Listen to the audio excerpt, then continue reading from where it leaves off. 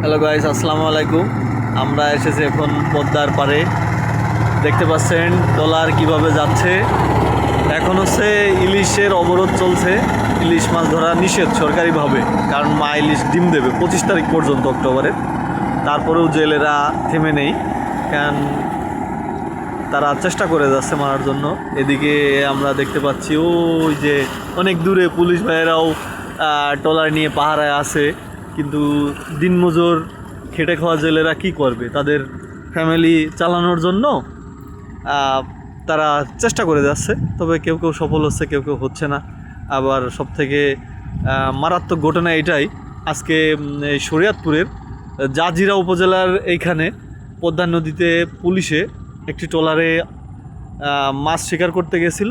সেই ট্রলারের উপরে আতঙ্কিত হামলা চালায়।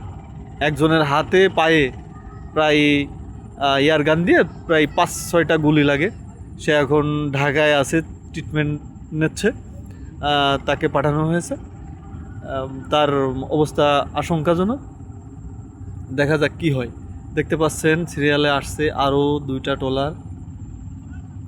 আমরা একটু দেখব তারা কি মাছ পেল কি না।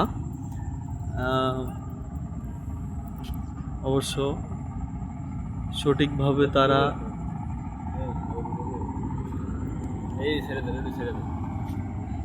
3 মিনিট লাগবে না এরা কি।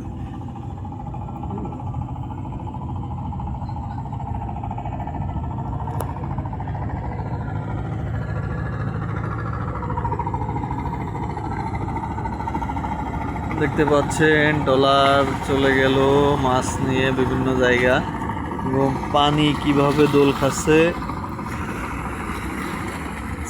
ঢেউ খাচ্ছে, যার কারণে নদী ভাঙ্গে। মূলত শুরু হয় এখান থেকেই ভাঙা। ঠিক আছে,